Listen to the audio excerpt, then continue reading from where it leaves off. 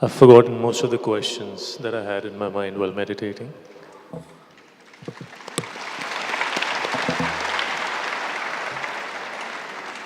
But something that comes to my mind often is what is the journey of a soul once it departs the human body? Of course, we've heard there are different planes, and according to the karma a person has done on this earth while they are in the human body, they are selected to go to those different planes. So I've often wondered, sometimes I've also heard that once the soul departs the body, it actually stays there for, some people say, 24 hours, and because that attachment to the body is so strong that it takes time. And my question is probably twofold. Also, some people try and contact their loved ones once they've departed through mediums. Now, is that a good thing? Is that a good thing to go and disturb that soul that is peacefully living somewhere in a beautiful heaven? And so, is that a right approach to contact them, or is it best to sit in meditation and try and reach out to them and keep trying to connect with that soul rather than going through these other ways? Thank you. Thank you. It's a very lovely question. Process of death and what happens after death. And should the loved ones left behind contact them or wait patiently? That's right. These are your multi-layer question.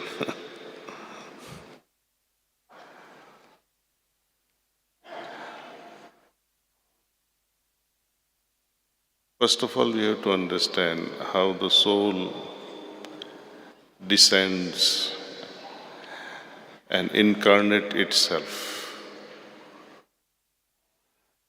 One fact is clear, soul chooses the field. Even choosing, the word choosing is also not appropriate for. Let me share with you a story. I share this story quite often. We used to travel back and forth from India to US.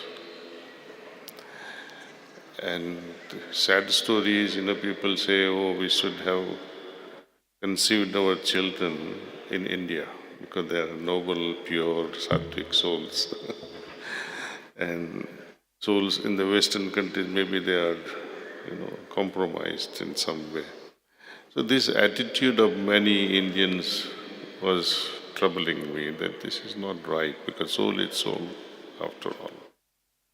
Then second question arose that should we perform C-section to match the muhurtam, specific time, specific place, for a better, future.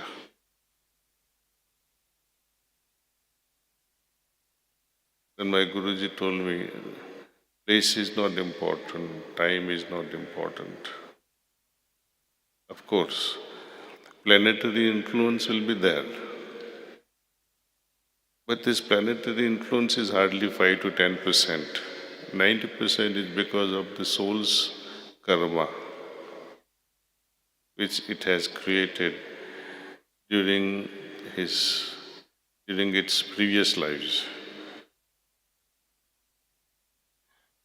Then he said, since place and time are not important, planets are not that important, what is most important is the attitude of parents at the moment of conception. At that moment, the field that we create attracts the soul that matches that field. If you are with your loved one in a very reverential mood, not taking advantage or not for simply satisfying your passion, but you are in a extremely puji bhav towards each other. Then the field that will be created will be of a different order. And the soul that matches that field will descend. Attitude wise, there is a beautiful story that explains. That is from Mahabharata. Vichitravirya, he was impotent. So they were looking for a sperm donor in modern language. So the the mother of Vichitravirya summoned his brother Sage Vyasa. Sage Vyasa came at a particular muhurtam of those times. He was requested to mate with the first queen as soon as he enters the chamber, because he was summoned to match that muhurtam. He was not bathing, he didn't have proper attire also, and she says, "My God, not with this fellow." He closed her eyes and said, "Okay." And then, after another matching muhurtam, he enters another queen's chamber. Seeing him, she got so scared, fearful. Her blood circulation stopped. And these two queens, they hatched a program. This program was that if we don't conceive, maybe this maid servant that we have, Dasi, let's try her out also. Dasi felt honored. She was moved and grateful. So the three kids that were born, first who closed her eyes, the child was born blind, Dhritarashtra. Another was Pandu with leucodermic skin. Third was the wisest of the lot, Vidur. Right? So the attitude at the moment of conception is very, very important. Okay, that matches the soul. Our Shastras also say that at the moment of death, if you remember the Lord, you are transported to that level. But now both the moments, moment of conception, moment of death, they're extremely powerful moments. A couple rarely understands the importance of that moment. They're just too busy for pleasure. You forget everything, you forget God. In fact, if there's a God's picture in front of your bed, they flip it. God should not look what we are doing. So, how do you attract noble soul in that case? You want to keep God away from you and you want to invite noble souls. That's not going to happen. Secondly, moment of death, giving your son's name as Krishna or Narayana is not going to help. You have to be in a Krishna consciousness. You have to be in the divine consciousness. You have to be drenched in love for your beloved. Now I'm going to see my beloved. And when can that happen? Rather, it cannot happen when you are so afraid of death. Ordinarily, when death happens in a natural way, you know about this chakras. First, the Muladhara chakra collapses. Muladhara is the element of earth. So when that happens, your foundation is shaking. You feel as if your feet are not on the soil. You feel giddy at that moment.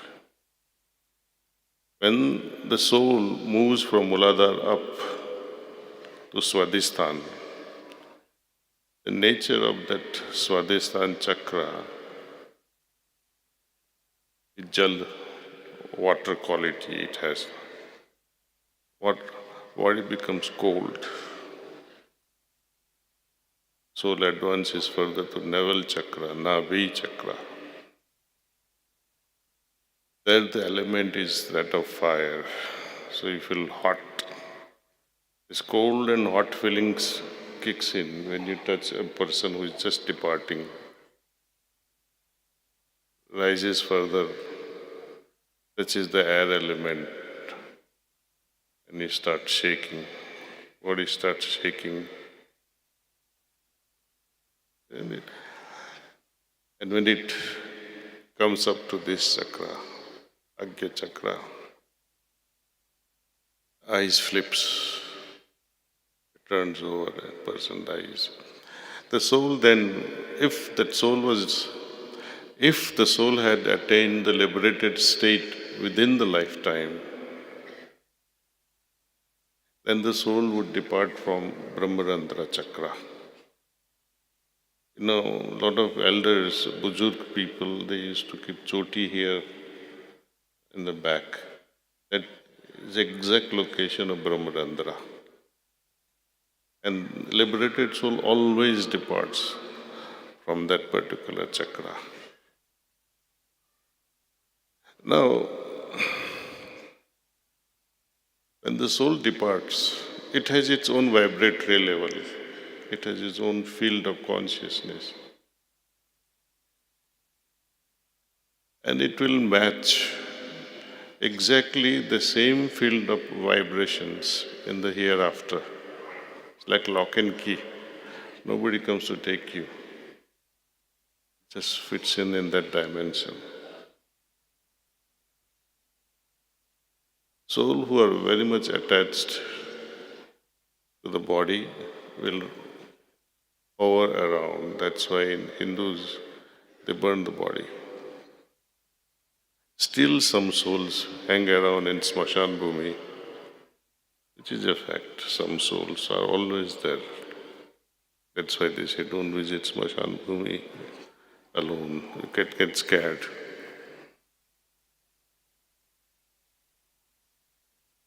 Higher evolved souls, they're there all the time. They come at will and they go at will.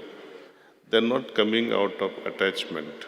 They're coming out of how to help others.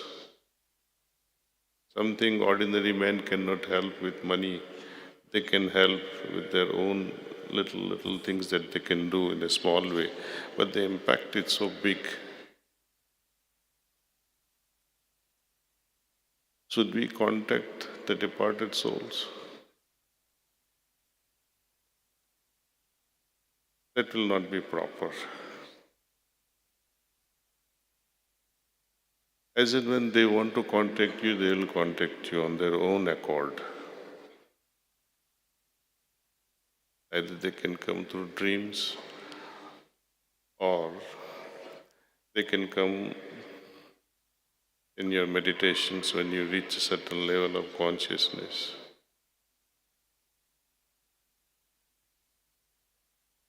But I highly advise not to connect with them.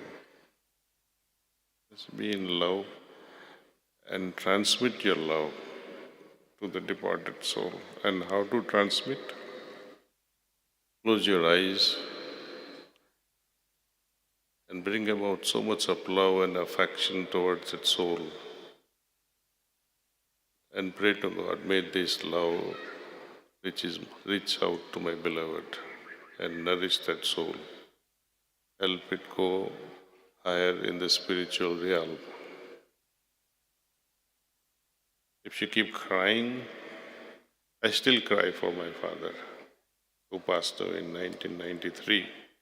There's nothing wrong with it. We all miss our loved ones. That's okay, but should I, Papa, come? I wouldn't do that. I would just transmit my love. But they're also having their own journey. They're progressing. And there is no place, there is no space that into which they are traveling. The moment you think of them, they are there with you, but you don't feel them. So moment you say, should I call? There is no need to call. Moment you think they are there with you. Unless they have taken a birth. Soul with heavy baggage will take immediate birth. Heavy baggage means so much karma is on them. They cannot, they don't have lightness in their soul. It cannot rise higher. Heavier things remains back. Souls like that of Buddha, Mahaviras, great souls. Ramakrishna, Paramahansa, Vivekananda, they just don't come ordinarily because they need very special womb. आजकल नहीं मिलेगा.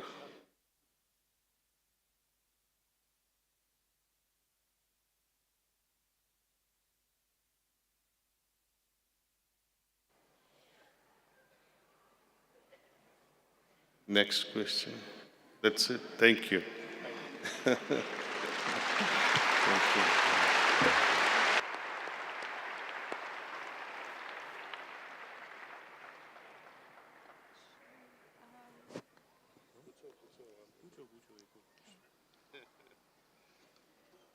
So I recently came across your book called The Wisdom Bridge, and it focuses on family values and how do children express that besides, meditation, prayer, good values in a chaotic world.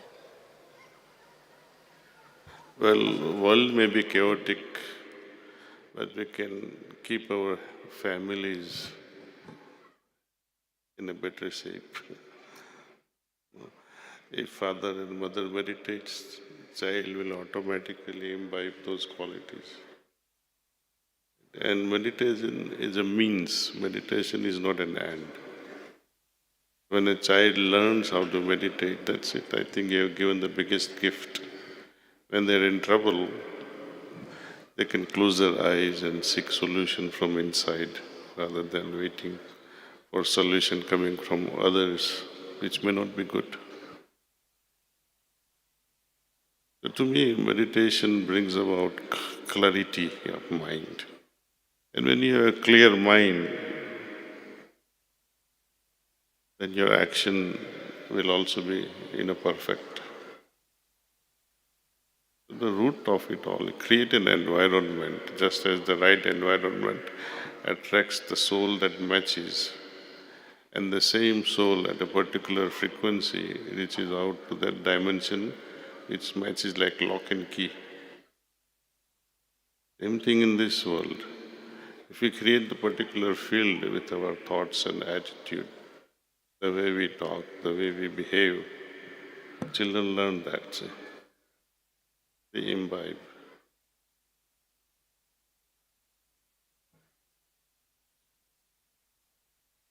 No point preaching, don't do this, don't do that, just be the example.